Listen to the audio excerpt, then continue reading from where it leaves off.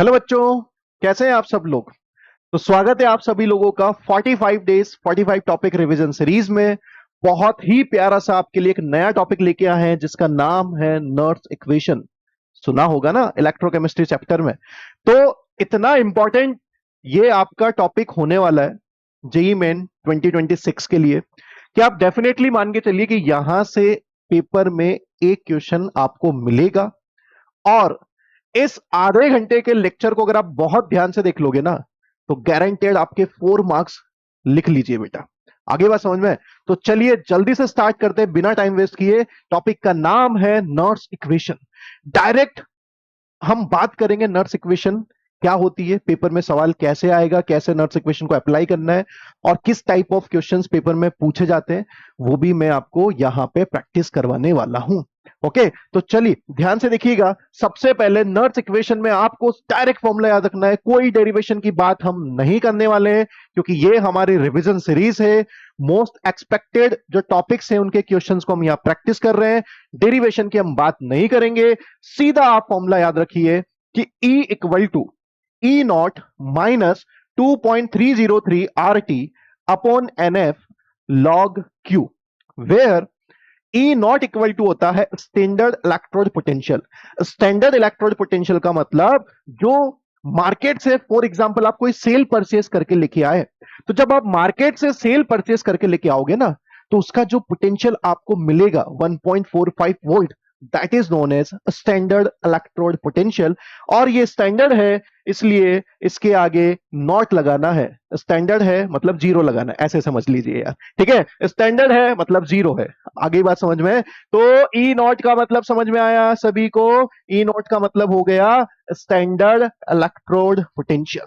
उसके बाद बात करेंगे आर की। तो आर होता है गैस कांस्टेंट जिसकी वैल्यू होती है 8.314, जिसका यूनिट है बहुत ज्यादा इंपॉर्टेंट जूल पर मोल केल्विन। बेटा आर की वैल्यू आपको एग्जाम में दी जाएगी तो आपको वही वैल्यू यूज करनी है। ओके, उसके बाद टी है टेम्परेचर जो आपको हमेशा केल्विन में यूज करना है। एफ है फेराडेज जो कुलाम्स में होता है 96500 कुलाम्स।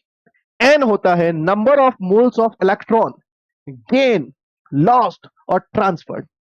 पर ये एन तीन तीन जगह पे आएगा, बिल्कुल आएगा भैया। इलेक्ट्रॉन्स गेन कब होंगे? जब रिडक्शन होगा। तो जब रिडक्शन होगा तो नंबर ऑफ इलेक्ट्रॉन्स गेन होंगे तो वो एन की वैल्यू है। जब ऑक्सीडेशन होगा तो नंबर ऑफ इलेक्ट्रॉन लूज होंगे तो वो एन की वैल्यू है। ट्रांसफर कब होगा सर? अरे ट्रांसफर कब होगा? जब ऑक्सीडेशन से लूज होंगे, रिडक्शन से गेन होंगे, मतलब रेडॉक्स रिएक्शन होगी। तो कौन सी टर्म यूज करेंगे? ट्रांसफर। आगे बात समझ में। अब अगली चीज आपको क्या ध्यान रखनी है कि यार ये जो फॉर्मूला है ना ये एग्जाम के पॉइंट ऑफ व्यू से फिजिबल नहीं है। क्यों? क्या यार एक बात बताओ भाई, आर की वैल्यू 8.314 फिक्स है। टी की value room temperature 298 kelvin fixed है। एफ की वैल्यू 96500 वो भी फिक्स्ड है। क्या इतनी कैलकुलेशन से समय बचा पाएंगे हम? बिल्कुल बचा पाएंगे अगर डेटा याद रखेंगे तो मैं आपको क्या बोलता हूं दोस्त, 2.303 आर जीरो। चलो एक काम करो, आर की वैल्यू 8.314 और टी की वैल्यू कितनी है 298 और डिवाइड करो 96500 से। अगर इस पूरे डेटा को सॉल्व करें तो यहां पर आपको वैल्यू मिलेगी इक्वल टू में 0.0591। बात समझ में आ गई? इसका मतलब 2.303 RT अपॉन एफ का डेटा आपको मिल चुका है कितना? 0.0591। हर रिएक्शन में वेरिएबल होगा, हर क्वेश्चन में वेरिएबल होगा तो कौन होगा? एन। तो फाइनली न्यूमेरिकल के पर्पज से जो नर्स इक्वेशन हमें यूज करनी है वो आ चुकी है। E equal to E naught minus 0.0591 upon N log concentration of product upon concentration of reactant. Sir ये कहां से आ गया? अरे मेरे भाई क्यू क्या होता है? Reaction quotient. उसकी वैल्यू कैसे निकालते हैं? प्रोडक्ट की कंसेंट्रेशन अपॉन रिएक्टेंट की कंसेंट्रेशन। बोलो समझ में आया? तो न्यूमेरिकली क्या यूज करेंगे? ये वाला फॉर्मूला। आगे बात समझ में क्लियर है? कभी कभी एग्जाम में हिंट दिया जाता है 2.303 RT upon F equal to 0.059। घबरा मत जाना मेरे भाई। समझ में आ गई बात? चलिए उसके बाद नेक्स्ट, अब नर्स इक्वेशन तो हमें याद हो गई। अब हमारा टास्क ये है कि सर कोई भी केमिकल रिएक्शन के लिए इसको अप्लाई कैसे करना है। तो आओ बात कर लेते हैं। एक ये जनरल इक्वेशन मैंने आपके लिए बना दी है, ए बी सी डी, जिनके कोफिशिएंट भी ए बी सी डी हैं। अगर आपको इसके लिए नर्स इक्वेशन लगाना है तो फॉर्मूला क्या है, E cell equal to E naught cell minus 0.0591 upon n. N क्या है, number of electron lose, gain और transferred, log concentration of product. क्या आपको पता है कि अगर इस प्रोडक्ट की कॉफिशिएंट सी है तो वो कॉफिशिएंट पावर से रेज हो जाता है। क्या आपने ये केमिकल इक्विलिब्रियम में पढ़ा है? और नहीं पढ़ा है तो जल्दी से पढ़ लेना है, ठीक है। तो सी की पावर सी, डी की पावर डी डिवाइडेड बाई ए की पावर ए और बी की पावर डी। तो प्रोडक्ट ऊपर, रिएक्टेंट नीचे, और जो कॉफिशिएंट होंगे वो पावर से रेज कराने हैं। तो क्या कोई भी गिवन केमिकल इक्वेशन के लिए आपको नर्स इक्वेशन अप्लाई करना आ गया? यकीन मानो ये सब डेटा आपको दिया जाएगा और आप बड़ी आसानी से E cell that is EMF निकाल पाएंगे। आगे बात समझ में? चलिए, उसके बाद रिएक्शन से हमने समझ लिया कि नर्स इक्वेशन कैसे अप्लाई करनी है। अब हमें यह बताओ कि अगर रिएक्शन पेपर में ना दी जाए तो हम कैसे पहचानेंगे कि ये यहां पे वही काम करना है। तो उस केस में आपको सेल रिप्रेजेंटेशन दिया जाता है। अगर आपको कोई भी सेल दिया जाएगा ना तो उसका पैटर्न ये होता है बेटा। क्या पैटर्न होता है समझो। सबसे पहले जो लिखा होगा वो एनोड होता है। क्या होता है? एनोड। और सिंगल वर्टिकल लाइन, उसके बाद जो लिखा होगा वो एनोड हाफ सेल का इलेक्ट्रोलाइट लिखा होता है और ब्रैकेट में उसकी लिखी होती है कंसंट्रेशन। यकीन मानो आपको ऐसे ही सवाल मिलेंगे जो भी प्रैक्टिस करेंगे अपन। उसके बाद ये डबल वर्टिकल लाइन लगानी है। डबल वर्टिकल लाइन क्या हो गया सर अब की बार आपको ऐसा? अरे बेटा डबल वर्टिकल लाइन ना सॉल्ट ब्रिज को बताती है। ये लाइन किसको इंडिकेट करती है? सॉल्ट ब्रिज को। और अगर किसी सेल में सॉल्ट ब्रिज लगा है मतलब वो फुल सेल है। कौन सा सेल है? Full cell. तो आपको क्या ध्यान रखना है कि जब भी ये डबल वर्टिकल लाइन दिख जाएगी ना तो इसका मतलब क्या होता है कि फुल सेल गिवन है।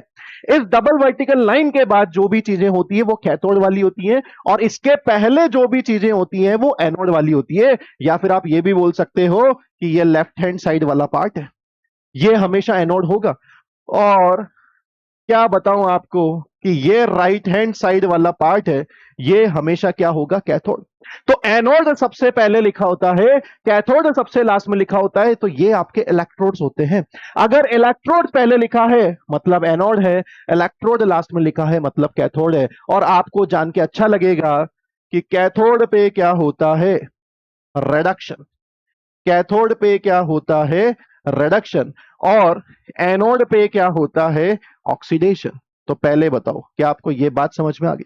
उसके अलावा एक और चीज ध्यान रख सकते हो कि ये जो सिंगल वर्टिकल लाइन है ये फेज सेपरेशन को बताती है। बेटा ये जो एनोड है इसका फेज होगा सॉलिड और इलेक्ट्रोलाइट है इसका फेज होगा एक्वस। तो ये किसको इंडिकेट करती है? फेज सेपरेशन को। ये बताती है सॉल्ट ब्रिज को। समझ में आ गया? अब मैं आपको एक एग्जाम्पल ऐड करके समझाता हूं कि एग्जाम में आपको सवाल कैसे दिया जाएगा। फॉर एग्जाम्पल मेरे को जिंक एंड कॉपर का एक सेल बनाना है। जिंक का एक कॉपर का सेल बनाना है। तो मैंने अभी ये फिक्स कर दिया कि जिंक का मैं एनोड बनाऊंगा और कॉपर का मैं कैथोड बनाऊंगा। ये मैंने फिक्स किया है। ये मैंने फिक्स किया है।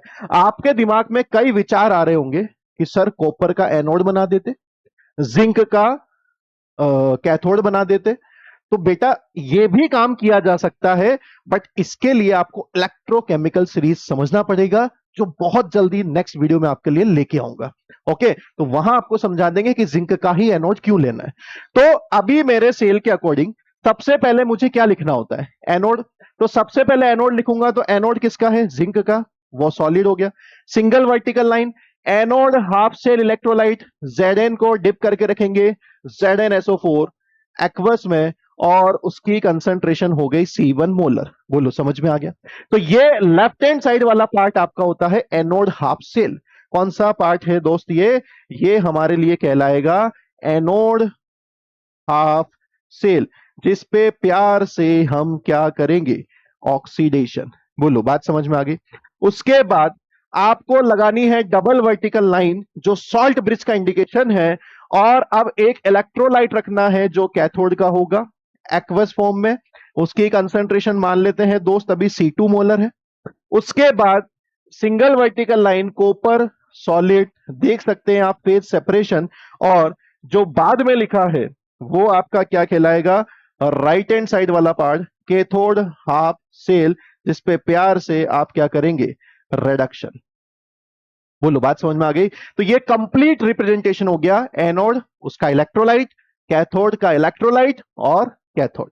बात समझ में आ गई। तो यहां से अगर आपको ऑक्सीडेशन की रिएक्शन लिखनी है तो ऑक्सीडेशन की रिएक्शन कैसे लिखेंगे, जो मेटल का इलेक्ट्रोड है उसका ऑक्सीडेशन होगा Zn+2 में।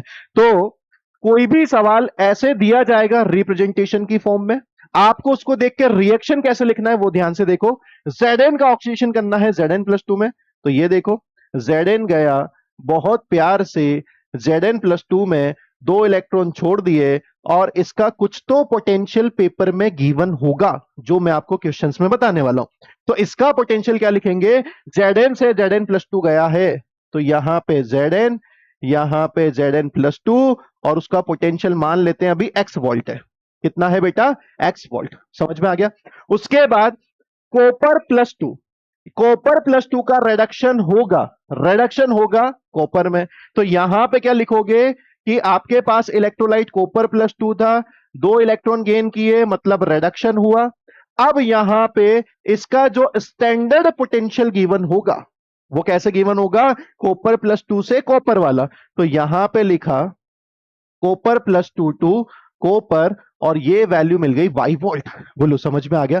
अगर मैं इन दोनों इक्वेशन को ऐड कर दूं तो दोनों इक्वेशन को ऐड करते वक्त इतना ध्यान आपको रखना है कि जितने इलेक्ट्रॉन लूज हुए हैं ना उतने ही इलेक्ट्रॉन गेन होने चाहिए। अगर यहां पर 2 इलेक्ट्रॉन लूज हुए हैं तो 2 इलेक्ट्रॉन ही गेन होने चाहिए। कहने का मतलब जब रेडॉक्स रिएक्शन को ऐड करोगे ना तो नेट इलेक्ट्रॉन्स कितने दिखने चाहिए आपको फाइनल इक्वेशन में, कुछ भी नहीं। मतलब सारे इलेक्ट्रॉन्स क्या होने चाहिए, कैंसल आउट होने चाहिए। बोलो बात समझ में आ गई। तो ये आपकी बन गई है कंप्लीट इक्वेशन और इसके लिए नर्स इक्वेशन लगाना मैं अभी आपको सिखा चुका हूं। बोलो समझ में आ गया। उसके बाद जब आप इन दोनों को ऐड कर रहे हैं तो इनका पोटेंशियल भी क्या होगा, ऐड होगा। और यहां पे जब पोटेंशियल ऐड होगा तो आपके पास सेल का पोटेंशियल आ चुका है x+y वोल्ट। बोलो समझ में आ गया, क्लियर हो गया कि आपको पूरी तरीके से नर्स इक्वेशन अप्लाई करना आ चुका है बेटा, क्लियर है। तो यहां से हम नर्स इक्वेशन अप्लाई करना सीख चुके हैं। अब हम सवालों की प्रैक्टिस करेंगे, कॉन्सेप्ट को समझेंगे। हाँ, एक दिमाग आपके मतलब एक डाउट्स आपके दिमाग में आ रहा होगा, वो ये है कि सर एक बात बताओ, मान लो यहां पे 1 इलेक्ट्रॉन रिलीज होता और यहां पे 3 इलेक्ट्रॉन गेन हो जाते तो हम क्या करते। अब तो इलेक्ट्रॉन कैंसिल नहीं हो रहे, तो बेटा इलेक्ट्रॉन कैंसिल करने के लिए बचपन वाली मैम को याद कर ले। अरे भाई इस एक को 3 से मल्टीप्लाई करके 3 इलेक्ट्रॉन बना दे और ये 3 इलेक्ट्रॉन है, इलेक्ट्रॉन से इलेक्ट्रॉन काट दे। बट कुछ भी हो जाए मेरी बात को याद रखना है कि फाइनल इक्वेशन में एक भी इलेक्ट्रॉन दिखना नहीं चाहिए। जितने लूज हुए उतने गेन होने चाहिए, उसके लिए आपको किसी नंबर से मल्टीप्लाई करना पड़े, डिवाइड करना पड़े, कर देना, इलेक्ट्रॉन लूज और गेन बराबर कर देना। बोलो बात समझ में आ गई। अगला सवाल मैं समझ गया हूं, तुम्हारे दिमाग में आ चुका है, सुन लो मैं समझा रहा हूं, सुन लो। सर यहां पे जब मैं किसी नंबर से इस इक्वेशन को मल्टीप्लाई करूंगा तो क्या ई नोट की वैल्यू भी मल्टीप्लाई होगी, बिल्कुल नहीं। ई नोट की वैल्यू को मल्टीप्लाई नहीं करना है किसी भी नंबर से, क्योंकि ये वैल्यू मास पे इंडिपेंडेंट होती है। बोलो बात समझ में आ गई, क्लियर हो गया। चलिए आगे बढ़ते हैं। अब आ चुके हैं पेपर के सवाल। ये देखो भैया, ये सवाल 2025 में, अरे यार कितना आसान सवाल है, ध्यान से देखना। ये mg से mg+2, अरे लगा लगा दिमाग लगा जल्दी से। क्या mg से mg+2 क्या ये ऑक्सीडेशन हुआ है, क्या ये एनोड हाफ सेल है, बोलो बोलो। अरे डबल वर्टिकल लाइन दिख गई, इसके पीछे वाला पार्ट क्या कहलाता है, इसके पीछे वाला पार्ट कैथोड हाफ सेल कहलाता है। और Ag+ का Ag में होगा रिडक्शन। तो ध्यान से देखना, मैंने अभी समझाया था उसी बात को रिपीट कर रहा हूं। क्या mg से mg+2 बनेगा, हाँ mg से mg+2, 2 इलेक्ट्रॉन निकल चुके हैं, एनोड पे ऑक्सीडेशन हो चुका है। उसके बाद Ag+ का Ag में रिडक्शन, Ag+ का Ag में रिडक्शन हो चुका है, कितने इलेक्ट्रॉन गेन होंगे, 1 इलेक्ट्रॉन। ध्यान से सुनना, +1 था इसलिए 1 इलेक्ट्रॉन गेन हुआ है। अब समस्या यह है कि सर यहां 2 इलेक्ट्रॉन है, यहां 1 इलेक्ट्रॉन है, अब मैं क्या करूं? अरे मेरे भाई, मैंने अभी तेरे को क्या बताया? मैंने तेरे को बताया कि यहां पर 2 है तो यहां पर भी 2 कर दे। किससे मल्टीप्लाई करेगा? सेकंड से। इस इक्वेशन को 2 से मल्टीप्लाई करेगा तो क्या ऐड होते वक्त इलेक्ट्रॉन कैंसिल करने थे? बिल्कुल। तो अब आपका बचेगा mg solid 2Ag plus mg plus 2 क्या ये आपकी फाइनल इक्वेशन हो गई है? हाँ। तो जो रिप्रेजेंटेशन गिवन था उसकी केमिकल इक्वेशन हम लिख चुके हैं, रेडॉक्स रिएक्शन हम लिख चुके हैं। अब तो क्या बचा है? नर्स इक्वेशन को अप्लाई करना। तो नर्स इक्वेशन अप्लाई करो, E cell equal to E naught cell minus, sir अभी तो आपने बोला था 0.0591 लेना है, अब यहां पे R T by N F क्यों ले रहे हो? आप हमें कंफ्यूज कर रहे हो। नहीं मेरे भाई, सवाल के 4 ऑप्शन को देखो, क्या यहां पर 4 ऑप्शन आर टी की टर्म्स में दिए हैं? हाँ, तो इसका मतलब जो सबसे पहले वाली नर्स इक्वेशन थी उसको अप्लाई करो। आगे बात समझना? अब इसलिए तो बताइए यार, वरना मैं तुम्हें लास्ट वाली बता देता दोस्त। समझे कि नहीं? तो इसका मतलब क्या ऊपर आर टी था, नीचे एन एफ था, एन की वैल्यू कितनी है? 2। भैया जितने इलेक्ट्रॉन कैंसिल कर रहे हो ना वो एन की वैल्यू होती है, तो एन की वैल्यू कितनी होगी? 2। लॉग की जगह क्या लिख दिया? L N. घबराओ मत, क्योंकि यहाँ पे 2.3 नहीं लेके आया हूं मैं। हाँ, उसके बाद प्रोडक्ट की कंसेंट्रेशन जो कौन है? Mg+2। एजी क्यों नहीं आएगा सर ऊपर? बेटा वो सॉलिड है, सॉलिड एक्सप्रेशन में नहीं आते। डिवाइडेड बाय एजी प्लस की कंसेंट्रेशन जो कॉफिशिएंट है उसको स्क्वायर। बोलो समझ में आ गया? उसके बाद इस इक्वेशन को मैंने क्या करा, इस एजी प्लस को ऊपर ले गया, Mg+2 को नीचे ले आया, मतलब लॉग की प्रॉपर्टी को लगाया। लॉग की प्रॉपर्टी लगाओगे तो क्या माइनस साइन प्लस बन जाएगा। अब आपको क्या पूछा था कि भैया इसके लिए करेक्ट नर्स इक्वेशन बताओ, तो ये मैंने ऊपर नीचे क्यों किया? ऑप्शन को मैच कराने के लिए। अब बताओ कहां मैच होता है? ये देखो, E naught cell R T by 2F L N A G plus का स्क्वायर और Mg+2। लो मेरे भाई, कितनी आसानी से हम आंसर लिया है, फाइनल आंसर भी चमका सबके दिमाग में। चलिए और आगे बढ़ते हैं। अगला क्वेश्चन ध्यान से देखो, ये लो। अबे यार मैं बोल ही रहा हूं, पेपर में हर साल आएगा सवाल। देखो अगला सवाल है टीएल से टीएल प्लस। देखना ध्यान से, क्या आपकी निगाह है इसको एनोड देख पा रही है? क्या आपकी निगाह है इसको कैथोड देख पा रही है? अगर आपकी निगाहों ने इसको कैथोड देखा तो मेरे लगता है आप बोलोगे कि यहाँ पे मैं रिडक्शन करूंगा और यहां पे मैं ऑक्सीडेशन करूंगा। तो ध्यान से देखो, टीएल का टीएल प्लस में ऑक्सीडेशन, 1 इलेक्ट्रॉन रिलीज, कॉपर+2 का कॉपर में रिडक्शन, कॉपर+2 का कॉपर में रिडक्शन, 2 इलेक्ट्रॉन। बेटा 1 इलेक्ट्रॉन 2 इलेक्ट्रॉन, तो क्या यहां पे 2 से मल्टीप्लाई किया? जी हां, 2 से मल्टीप्लाई किया, इसलिए किया कि यहां पर सारे इलेक्ट्रॉन कैंसिल होने चाहिए। उसके बाद ये नेट इक्वेशन आ गई। नेट इक्वेशन में ये ऐड होते वक्त कभी भी इलेक्ट्रॉन्स नहीं दिखने चाहिए। उसके बाद क्या करना है? नर्स इक्वेशन लगा देनी। क्या नर्स इक्वेशन यही होगी? प्रोडक्ट की कंसेंट्रेशन अपॉन रिएक्टेंट की कंसेंट्रेशन। अब सवाल ने बोला EMF of the cell. EMF of the cell का मतलब बेटा घबरा मत, ई सेल ही होता है। और आपको पूछा है कि ये कब बढ़ेगा, ये कब बढ़ेगा। ध्यान से देखना, एक एक ऑप्शंस को देखते हैं। Increasing concentration of TL plus ion. बेटा टीएल प्लस आयन की कंसेंट्रेशन बढ़ाएगा ना, तो ये वाली वैल्यू बढ़ेगी, ये वाली वैल्यू बढ़ेगी, मतलब यहां माइनस लगाए तो ये वैल्यू कम होगी, तो नेट ई सेल की वैल्यू भी क्या आएगी? कम। उसके बाद बोला है increasing concentration of both TL plus and कॉपर+2। इस पे आप कमेंट नहीं कर सकते, दोनों की कंसेंट्रेशन से। डिक्रीजिंग बोथ कंसेंट्रेशन, कमेंट नहीं कर सकते। इंक्रीजिंग कंसेंट्रेशन ऑफ कॉपर+2, ध्यान से देखना, अगर कॉपर+2 की कंसेंट्रेशन बढ़ेगी, बेटा ये वैल्यू बढ़ रही है, तो ये वैल्यू बढ़ने का मतलब ये माइनस वैल्यू वाली क्या हो जाएगी? कम। और माइनस वाली वैल्यू कम हो जाएगी, इसका मतलब ई सेल की वैल्यू क्या आ जाएगी?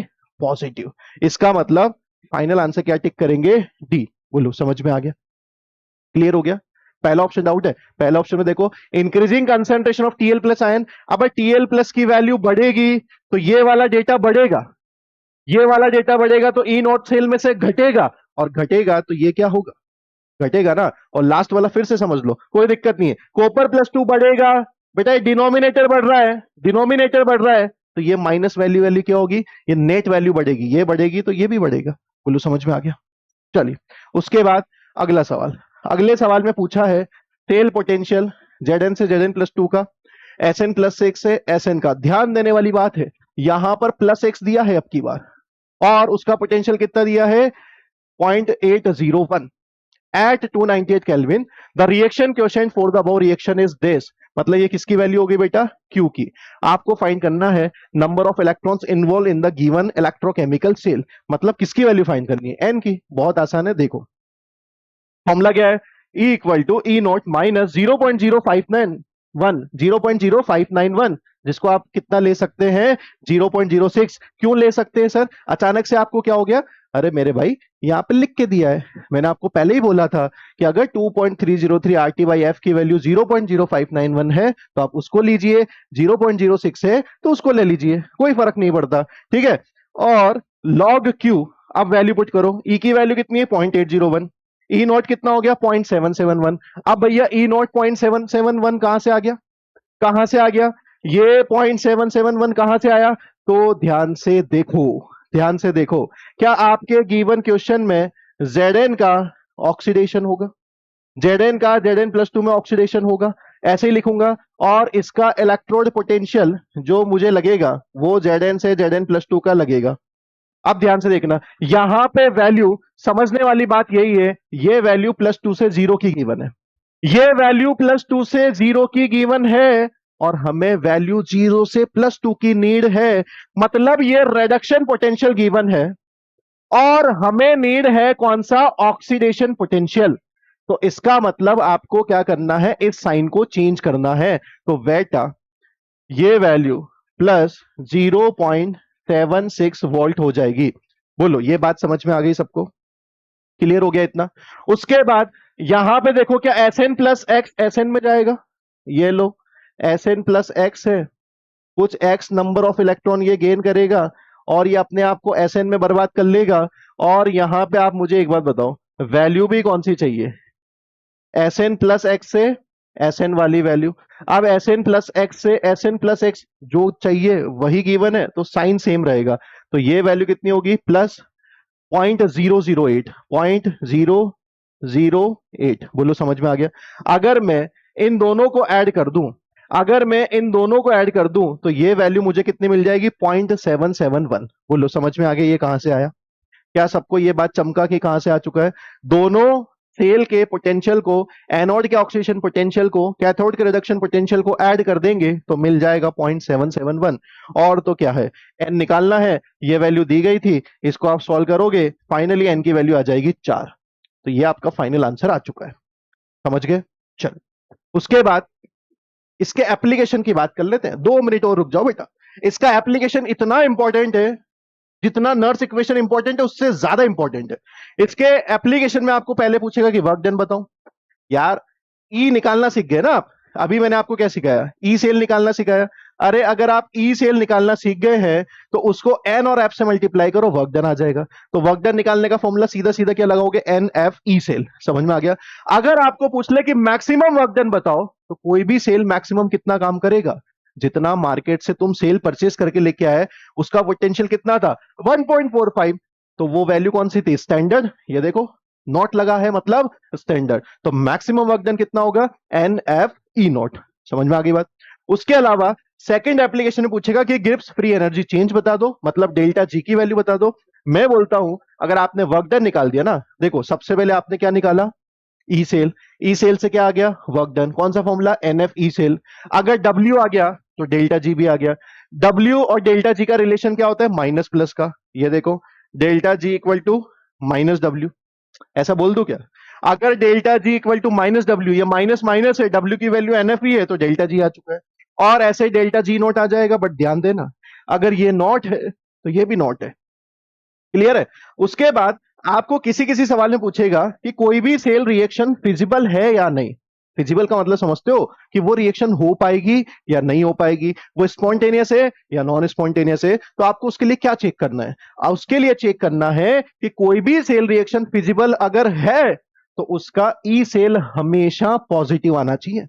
अगर ई सेल पॉजिटिव है, 0 से ज्यादा है, मतलब वो सेल हमेशा काम करेगा, वो रिएक्शन हमेशा होगी। और अगर ई सेल पॉजिटिव है, ई सेल पॉजिटिव है, तो बताओ डेल्टा जी की वैल्यू क्या आ जाएगी? नेगेटिव। तो कोई भी सेल का फिजिबल होना, स्पॉन्टेनियस होना, मतलब डेल्टा जी नेगेटिव होना चाहिए और ई सेल की वैल्यू पॉजिटिव होना चाहिए। बोलो समझ में आ गया?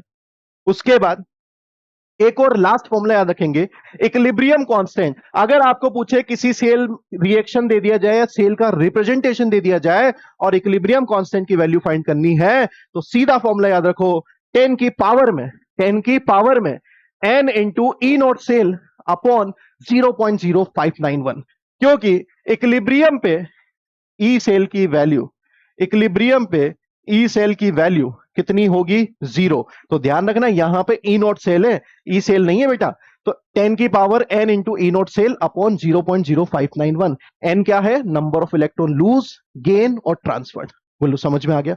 उसके बाद चलो इतना किया है तो एक आखिरी सवाल हो जाए उसी पे बेस्ड। सबसे पहले देखो, क्या m से m+2 ऑक्सीडेशन होगा और x से x-2 रिडक्शन होगा?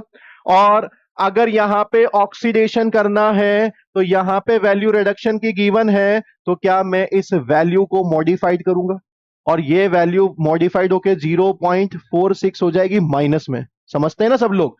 क्योंकि ऑक्सीडेशन चाहिए, रिडक्शन दिया है, अगर रिडक्शन दिया है तो साइन चेंज कर दो। यहां पे कौन सा दिया है? रिडक्शन। रिडक्शन मतलब ये वैल्यू को सेम रख दो। Which of the following is correct? अब ध्यान से देखो, m सॉलिड से m+2 इलेक्ट्रॉन ऑक्सीडेशन हो गया, वैल्यू को मैंने चेंज कर दिया -0.46। उसके बाद x से x-2 दो इलेक्ट्रॉन गेन हो गए, रिडक्शन हो गया और वो वैल्यू हो गई 0.34। समझ में आ गया? उसके बाद दोनों को ऐड करेंगे तो इलेक्ट्रॉन से इलेक्ट्रॉन कैंसिल होंगे, ये नेट इक्वेशन होगी। ई नॉट सेल की वैल्यू, इनको डायरेक्टली ऐड करो, वो मिला माइनस में कितना? माइनस में 0.12 वोल्ट। समझ में आया? उसके बाद सवाल ने क्या पूछा कि इसके लिए करेक्ट स्टेटमेंट बताओ। चलो ठीक है, करेक्ट स्टेटमेंट देख लेते हैं इसके। पहला है ई सेल -0.80। ना बाबा ना, ये तो बिल्कुल गलत है। कितना आया है? -0.12। दूसरा है m+2x-2। हाँ ये इक्वेशन है। Is a spontaneous reaction. यार तुम्हें कुछ दिमाग चला? ध्यान से देखो, यहां पे ये वैल्यू नेगेटिव है ना। अरे भैया ई नॉट सेल अगर नेगेटिव आया तो ये रिएक्शन स्पॉन्टेनियस है कि नॉन स्पॉन्टेनियस है? नॉन स्पॉन्टेनियस है। इसका मतलब क्या ये सेल रिएक्शन हो पाएगी? बिल्कुल नहीं हो पाएगी। तो ये भी गलत हो चुका है। अगला है m+2 से x-2, m और x, ये स्पॉन्टेनियस है। अरे इस इक्वेशन को और इसको ध्यान से देखो, इसको घुमा दो। अगर इसके प्रोडक्ट को रिएक्टेंट और रिएक्टेंट को प्रोडक्ट कर दूं तो क्या ये रिएक्शन स्पॉन्टेनियस हो जाएगी? हाँ। कैसे? समझो, ये रिएक्शन क्या दिख रहा है? नेगेटिव। नेगेटिव का मतलब ये रिएक्शन क्या है? Non spontaneous. क्या है ये? नॉन स्पॉन्टेनियस, मतलब ये नहीं हो सकती। अरे ये ऐसे नहीं हो सकती तो ये ऐसे तो हो सकती है। मतलब ये रिएक्शन कहां जाना चाहती है? इस साइड से उस साइड पर, तो इधर से उधर जाएगी तो क्या स्पॉन्टेनियस हो जाएगी? हाँ। तो यही तो ऑप्शन लिखा है, इसका मतलब सी वाला आंसर हो सकता है। लास्ट वाला चेक करो, क्या ई सेल 0.8 आएगा? बिल्कुल नहीं। तो लास्ट वाला भी गलत हो चुका है। तो फाइनल आंसर क्या हो चुका है बेटा? सी। बोलो समझ में आया? इसी के साथ जान के आपको अच्छा लगेगा कि नर्स इक्वेशन और एप्लीकेशन के सारे कॉन्सेप्ट हमने समझ लिए। बहुत अच्छे से रिवाइज करिए, फॉर्मूला याद रखिए, बेसिक कॉन्सेप्ट याद रखिए। डेफिनेटली कितने मार्क्स? 4 मार्क्स आप लेके आएंगे बेटा। ओके चलिए।